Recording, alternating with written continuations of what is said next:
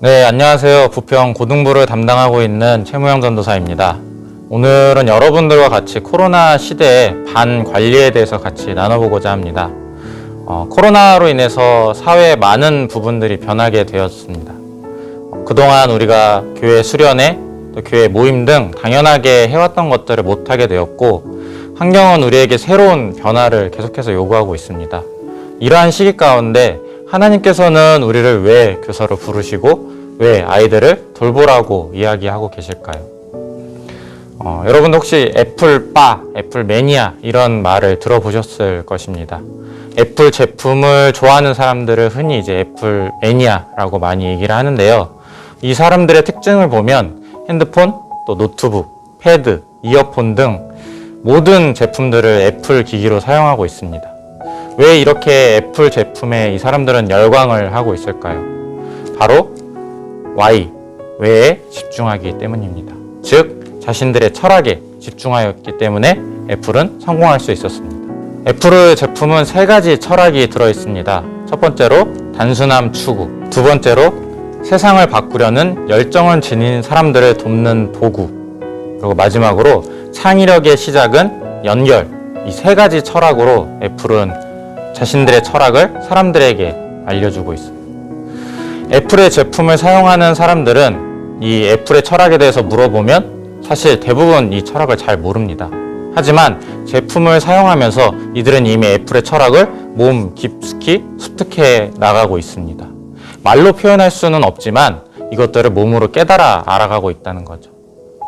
애플이 이렇게 성공할 수 있었던 것은 사람들이 또 그토록 애플에 열광하는 이유는 무엇이나 어떻게 보다 중요한 것이 바로 왜였기 때문입니다. 우리는 지금 왜 교사로 하고 있을까요? 왜 하나님께서는 지금 우리를 교사로 부르셨을까요? 예수님께서는 마태복음 28장 말씀을 통해서 예수님을 믿는 모든 크리스천들에게 이렇게 하라고 우리에게 말씀하고 계십니다. 예수께서 나와 말씀하여 이르시되 하늘과 땅의 모든 권세를 내게 주셨으니 그러므로 너희는 가서 모든 민족을 제자로 삼아 아버지와 아들과 성령의 이름으로 세례를 베풀고 내가 너희에게 분부한 모든 것을 가르쳐 지키게 하라. 볼지어다 내가 세상 끝날까지 너희와 항상 함께 있으리라 하시니라. 아멘. 우리가 반관리를 하는 이유는 단순히 모이고 즐겁게 하기 위한 것이 아닌 말씀의 사람을 기르는 교사이기 때문입니다.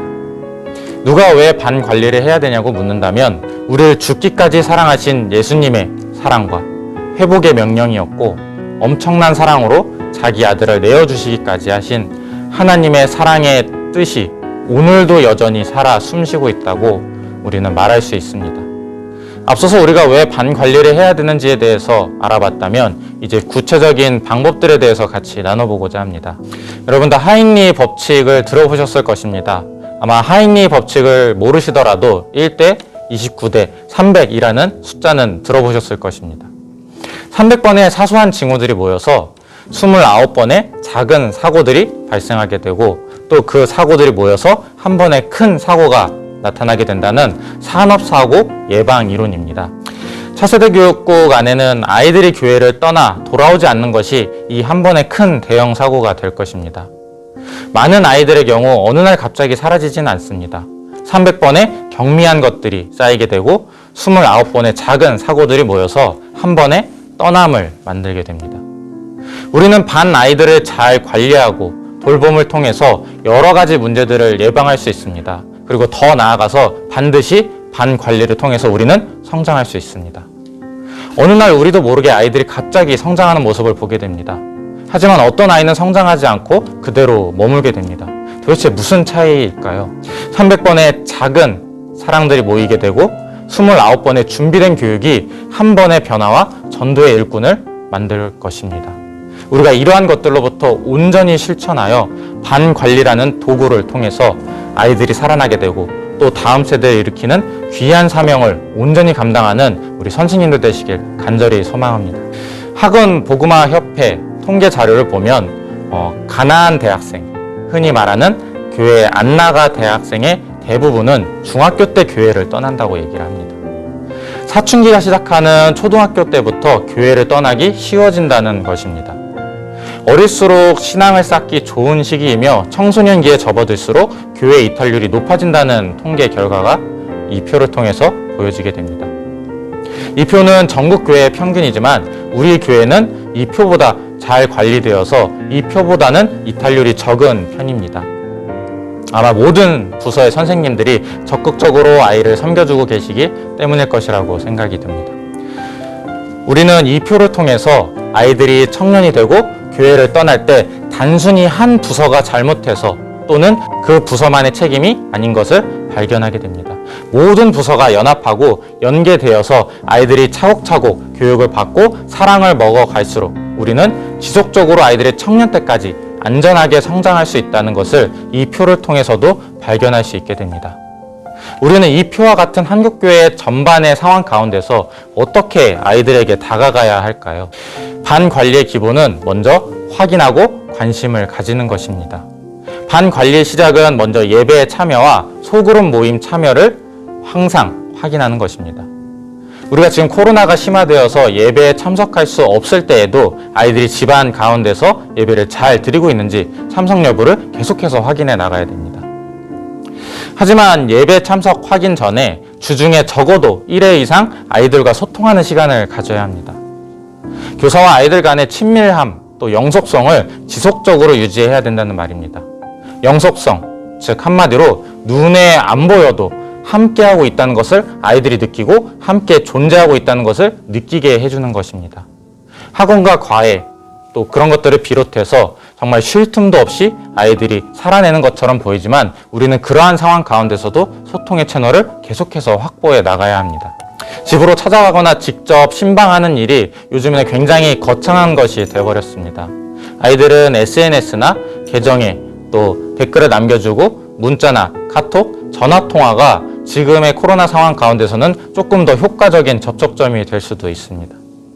또한 아이들의 특별한 날, 생일이라든지 시험이라든지 아이들이 처음 학교에 입학하는 날이라든지 아니면 특정한 이사일이라든지 이런 특정 기념일들을 챙겨서 격려해주고 축하 메시지를 보낸다면 아이들의 마음도 조금씩 선생님들과 교육자에게 열리게 될 것입니다.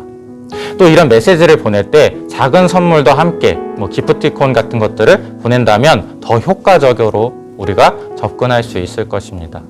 이러한 부분들은 부서에서 함께 논의하여서 어떻게 선물을 준비할 것인지 어떻게 아이들에게 다가갈 것인지 더 깊이 논의하며 결정해 나가야 될 것입니다.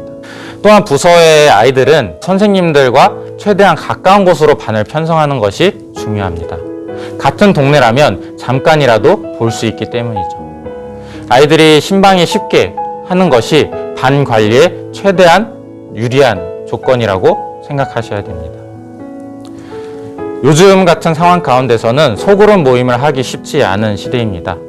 하지만 우리는 줌이나 영상통화 어플들을 사용해서 충분히 언택트 가운데서도 소그룹 활동을 충분히 할 수 있도록 노력해 나가야 합니다. 반 관리에 놓쳐서는 안 되는 부분이 부모님과의 소통입니다. 큰 아이든 나이가 어린 아이든 교사로서 중요한 사항이 있습니다. 그것은 부모님과 소통하는 것입니다. 어린아이의 경우 부모님과 소통하지 않으면 부서 진행이 불가능할지도 모릅니다. 초등부까지는 거의 부모님과 소통하는 것이 필수적이라고 볼 수 있어요. 하지만 중등부 이후부터 부모와 함께 동역하는 것에 대해서 아이들이 조금씩 부담을 느끼기 시작하는 나이가 됩니다. 하지만 아이들이 부담을 느끼더라도 부담을 최소화하면서 부모님과 함께 동역할 수 있는 방안을 계속해서 찾아 나가야 합니다. 다음 통계는 경제 수준과 부모님 두 분의 신앙생활에 따라서 아이의 신앙 관계성을 보여주는 그런 표입니다. 안타깝게도 경제 수준이 어려울수록 신앙을 지키기 어렵다는 통계 결과가 이 표를 통해서 나타납니다. 또한 두 분이 개신교의 경우에는 신앙 수준이 높은 것을 이 표를 통해서 다시 확인할 수 있습니다. 우리는 아이들의 경제 수준과 또 부모님의 신앙 수준을 미리 신방을 통해서 확인해 나가야 됩니다. 교회를 출석하시는지 정보가 없어서 아이들의 상황을 파악하지 못한다든지 우리가 이런 것들을 통해서 어려움을 겪지 않도록 미리미리 확인해 나가야 됩니다. 또한 불신자 가정일지라도 선생님의 적극적인 태도는 불신자 부모님들의 변화를 가져오게 됩니다. 부서에서 활동에 대해서 부모님들에게 전달하고 또 가정에서 그러한 활동들이 진행될 수 있도록 독려하고 함께 격려해야 됩니다. 교회에 혼자 나오는 아이들의 경우에는 특히나 가정 환경이 또 어려운 아이들의 경우에는 선생님들께서 이 아이들의 신앙의 부모가 되어서 더 주의하고 신경 써 주셔야 합니다. 아이들의 신앙의 중요한 책임자는 결국에는 부모님이시기 때문입니다. 아이들의 문제가 생길 때 대표적으로 예배에 참여하지 않는 문제를 보이게 됩니다. 예배 참석에 문제가 생기기 시작하면서 소그룹 모임은 물론이고 또 믿음까지 잃어버리게 되는 그런 안타까운 상황에 놓일 수 있게 됩니다. 선생님들께서는 학생들의 예배 참석 여부와 소그룹 참석 여부를 매주 민감하게 체크하고 반응해 주셔야 됩니다. 이를 기록하고 주별로 아이들의 상황을 체크하고 또 그것들을 객관적인 정보로 계속 유지해 나가셔야 됩니다. 왜 아이가 그때는 빠졌는지, 그때는 이유가 무엇이었는지 정확하게 확인하여야지만 문제가 보이기 때문입니다. 또한 우리가 이런 것들을 기록하고 공유하는 것은 다른 교사와 교육자가 함께 동역해야 되기 때문입니다. 531 법칙이라는 것이 있습니다. 5명의 아이들을 맡게 되면 3명과 인격적인 관계를 맺게 되고 1명과는 평생도 갈 수 있는 관계를 맺을 수 있다는 그런 법칙입니다. 5명 중에 아이들이 이 법칙에 따르면 2명은 사실 나를 싫어하거나 거부할 수도 있다는 의미가 됩니다. 이것은 원활한 인격적인 관계가 맺어질 수 없다는 의미이기도 합니다. 정말 안타까운 얘기지만 우리는 여기에 대해서 인지하고 있어야 됩니다. 모든 교사는 모든 아이들에 대해서 알아야 합니다. 왜냐하면 1년마다 교사가 변경되기 때문이고 1년마다 선생님들이 변경되기 때문이죠. 그렇게 아이들은 모든 선생님이 알고 서로 정보를 공유하고 어떤 선생님과 이 아이가 더 잘 맞는지, 평생 관계를 맺을 만한 신앙의 관계인지, 어떤 성향을 가진 선생님과 이 아이가 더 잘 가까워질 수 있는지 우리는 계속해서 정보를 공유해 나가야 됩니다. 아이들의 특성이 다 다르기 때문이죠. 선생님들의 특성도 다 다르기 때문입니다. 어떤 선생님은 굉장히 그 아이에 대해서 쉽게 다가갈 수 있고 잘 감당하실 수 있는 선생님이 계시지만 어떤 선생님들은 그 아이들과 쉽게 교제하기 어려운 상황들이 놓이기 때문입니다. 그렇기 때문에 모든 선생님들은 모든 아이들에 대한 정보를 공유하고 서로 관리해 나가야 합니다. 또한 부서의 보고서 작성을 통해서 선생님들 간의 정보 교류가 교회 학교의 모든 선생님들과 모든 학생들이 정보를 공유하는 한 가지 틀이 될 수 있습니다. 이러한 기록된 사항들은 모든 차세대 교육국 선생님들과 교육자들이 함께 공유하면서 아이들에 대해서 정말 깊이 있게 사랑할 수 있는 우리가 도구로 활용할 수 있어야 합니다. 마지막으로 2개의 표를 보면서 반 관리에 대한 강의를 마무리하고자 합니다. 이 2개의 표를 보면 학생 예배와 공과 공부에 대한 만족도가 아이들이 낮은 것을 볼 수 있습니다. 하지만 이와 반대로 교역자는 만족하고 있고 교사는 높은 만족도를 이 표를 통해서 확인할 수 있습니다. 우리가 중요하게 봐야 되는 것은 어떻게 공과 공부를 준비하냐보다 교사가 왜 공과 공부를 준비하고 왜 예배를 준비하는지에 대해서 우리는 더 관심을 가져야 됩니다. 아이들에게 관심을 많이 가질수록 아이들의 만족도가 높은 것을 이 표를 통해서 우리는 확인을 할 수 있습니다. 교사로 섬기시는 분들의 그 섬김의 이유가 사랑이라면 아이들에 대한 관심과 사랑이 높다면 아이들은 만족도가 높을 것입니다. 이 만족도가 높다는 것은 하나님에 대해서 더 잘 알아가고 예수 그리스도를 구주로 영접하기에 더 좋다는 말입니다. 강의를 마무리하면서 선생님으로서의 자기관리의 중요함을 얘기하고 싶습니다. 말씀과 기도를 하지 않는 선생님들에게 또 하나님과 교제하지 않는 선생님들에게 과연 맑은 물이 사랑의 폭포수가 아이들에게 흐를 수 있을까요? 아이들은 선생님들이 느끼는 하나님을 경험하게 되고 선생님들이 기도함으로써 열매를 맺게 됩니다. 교회학교의 희망은 하나님 안에서 자기를 관리하며 또 자기를 끊임없이 하나님 앞에 무릎 꿇는 그런 선생님들을 통해서 실현되게 됩니다. 아이들에게 선한 영향력이 흐를 수 있도록 또 말씀으로 삶을 살아내고 아이들을 위한 기도를 쉬지 않아야 합니다. 그래야지만 사랑할 수 있기 때문이죠. 지금 코로나 시대 가운데 삶 속에서 아이들을 끊임없이 만나고자 노력하는 우리 선생님들이 되시길 간절히 소망합니다. 우리 친구들에게는 지금 너무나도 선생님들이 많이 필요합니다. 평일에 정말 바쁘고 어려운 상황 가운데서도 아이들에게 사랑으로 그 자기 관리 가운데서 나아간다면 아이들은 분명히 이 코로나 가운데서도 성장할 수 있습니다. 기도하는 자녀는 망하지 않는다고 얘기합니다. 아이들을 위한 영적 부모가 우리가 됨으로써 다음 세대를 부흥시키고 참된 선생님으로서 주님의 이름을 높이 올리며 또 주님을 찬송하게 되는 우리 차세대 교육국 되길 간절히 소망합니다. 축복합니다. 이상으로 강의를 마치겠습니다. 함께 기도하시겠습니다. 하나님 아버지 감사합니다. 이 시간 가운데 우리가 반 관리에 대해서 알아가게 되고 왜 우리가 교사로서 섬겨야 되는지, 왜 하나님께서 지금 우리를 부르신 것인지에 대해서 더 알아가길 간절히 소망합니다. 하나님, 이 코로나 시대 가운데서도 우리가 안 된다고 생각하고 우리가 부정적으로 생각하는 것이 아니라 하나님 안에서 올바로 선 그 선생님 한 분을 통해서 아이들의 삶 전체가 변화되고 하나님의 사랑으로서 다시 선생님으로 섬기게 되며 교회 가운데서 하나님 나라의 일꾼이 되며 또 세상 가운데서 정말 빛과 소금으로 하나님을 찬송하게 되는 그런 주님의 자녀들 되길 간절히 소망합니다. 모든 것을 주님께 맡겨드리며 그리고 이 사역을 감당하고 있는 우리 선생님들을 주님의 이름으로 축복하며 예수님의 이름으로 기도드립니다. 아멘. 안녕하세요. 영어예배부 담당하고 있는 데보라 교육사입니다. 교사 매뉴얼 중에 교사 사역 기준 대해서 알려드리겠습니다. 첫 번째, 각 부서의 교육자와 부장단들의 목회 방침을 바로 알고 순종합니다. 각 부서 정해지는 기본 규칙을 잘 지켜야 합니다. 부서의 활동 및 모임에 적극적으로 참여해야 합니다. 두 번째, 예배.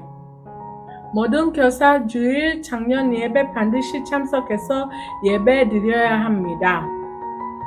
청년 교사들은 주일 청년 예배 반드시 참석해서 예배 드려야 합니다.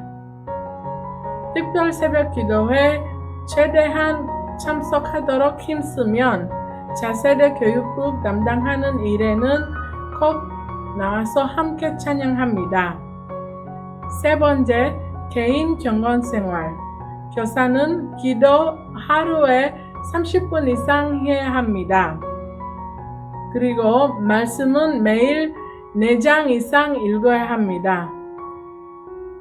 네 번째, 담당하는 어린들의 영적 성장과 거룩한 삶을 위해 수고합니다. 담당하는 어린들의 기도 제목을 알고 매일 기도합니다. 평일 학생들과 부모님들에게 전화 신방하여 학생들의 거룩한 생활을 점검합니다. 본반 성경 공부 준비해서 최선을 다해야 합니다. 다섯 번째, 교육위원회 행사 적극 참여합니다. 매월 진행되는 교사 기도에 적극 참여합니다. 매년 2회 진행되는 교사 세미나에 필참합니다. 주안중앙교회 교육국 여러분, 2021년도 화이팅 합시다. 감사합니다.